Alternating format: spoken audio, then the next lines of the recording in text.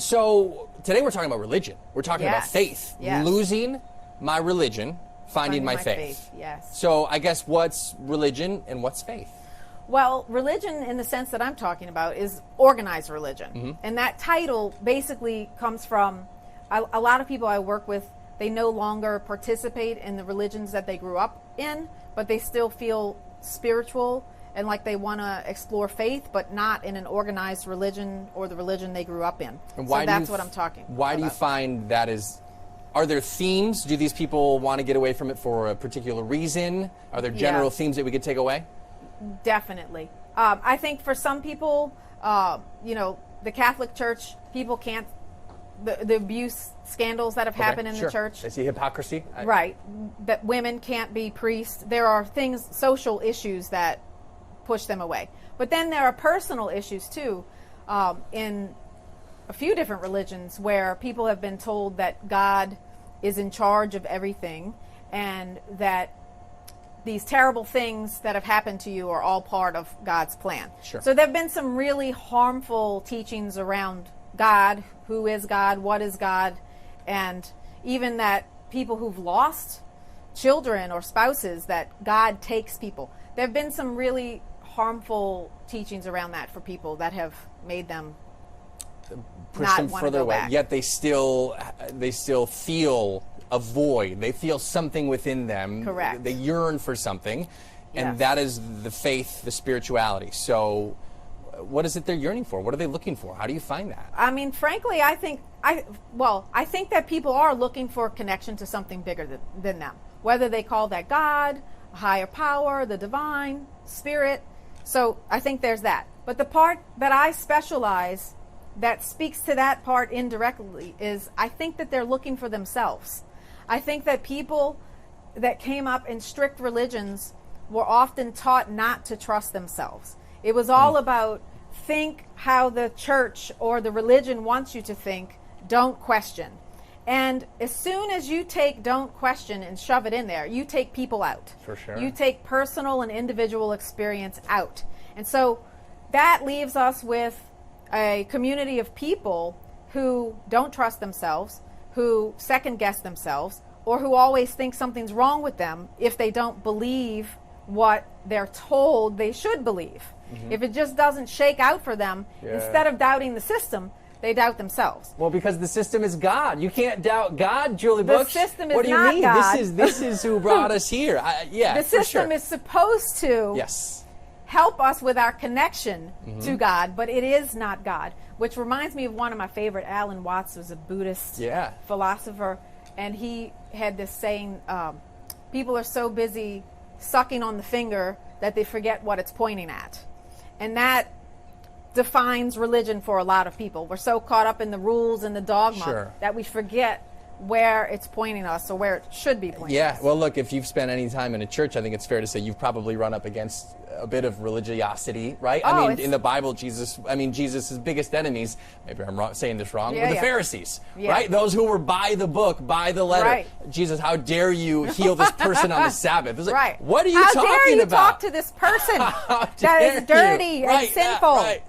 How dare you? So, I mean, if you look at the, just from Christianity's aspect, the guy, Jesus, he went against this religiosity that we can't seem, at least in some part, kick that appeal. I guess it's kind of like us making ourselves the God figure, right? Yeah, in a way it is. It's really tricky because there's so much hypocrisy, and not that that's not everywhere, and not that I can't be a hypocrite. I'm not saying that. We all are. But there's so much hypocrisy. It makes my head spin. I often wonder.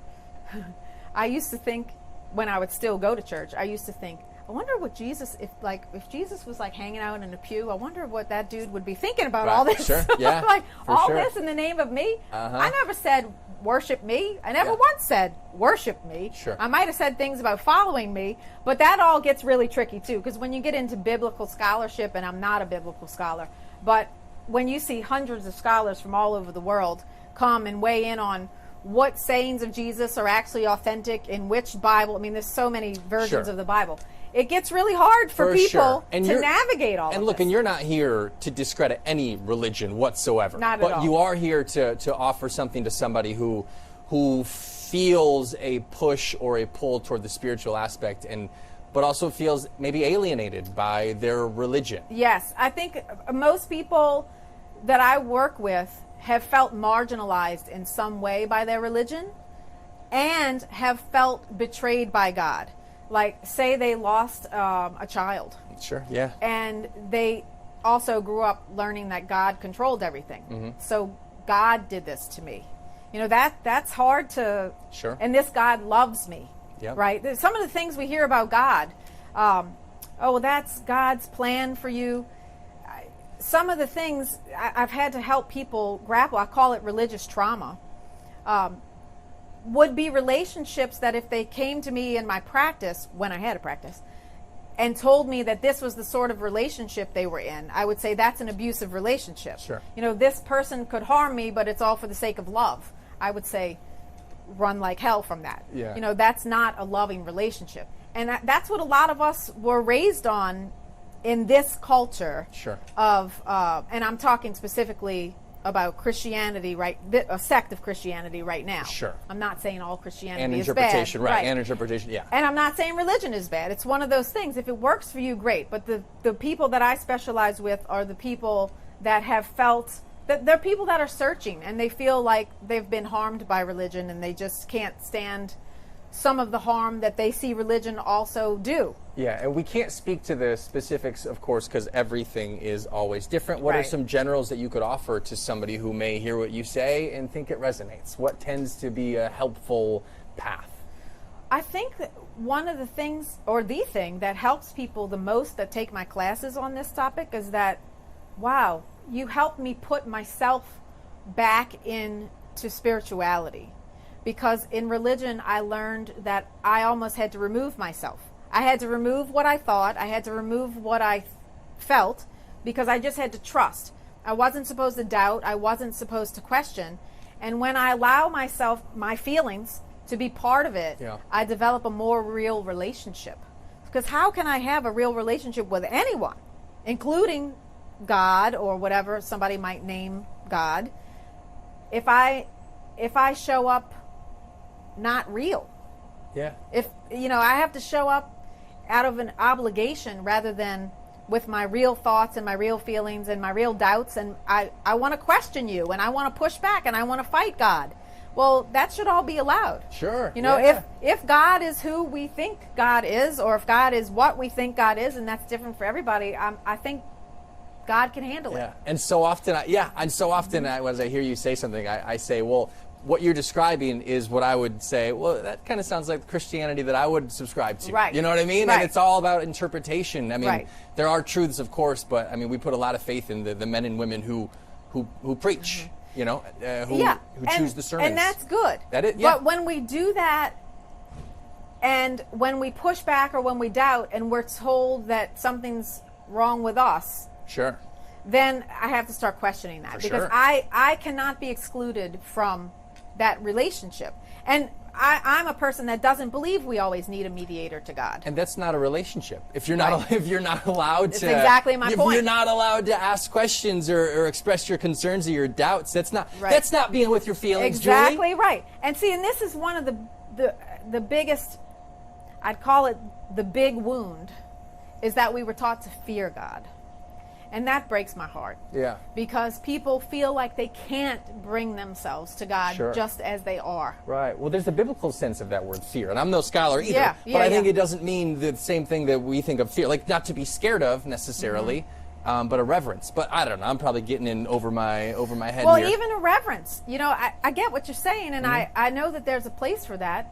But in a real relationship, the reverence isn't like, oh, you're so much better than me. No. The reverence is that we have a connection and a respect for one another. And I think that our relationship, many people's relationship with God has been one-sided. It was all about what God could do for me.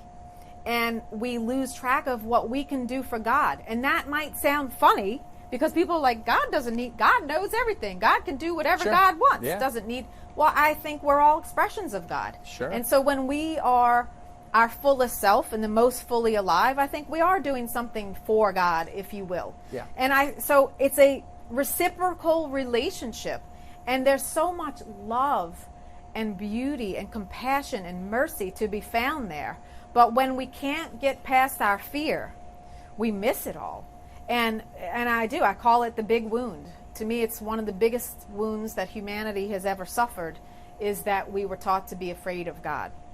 So lose your religion, find God. Yeah. Yeah. Or I would say find, because some people don't even like the word God because of so much of religious trauma and abuse. I would say find you. Yeah. And when you find yourself, when you go deep enough within yourself, I think you do touch not only something deep within you, but something that's also outside of you. The kingdom of heaven is within you. Yes. Sure, right? Yes. Yeah. So, okay. All right. It's not always later. It's also now. Yeah, for sure. All right. Julie Booksh, website? JulieBooksh.com. BOOKSH. Okay. And you have free resources, ongoing, reoccurring classes. Correct. We can find you there. Of course, we'll be here again in the future, but that's it for us for now. Yeah. Thank you very much. Thank you. Have a good day, everybody.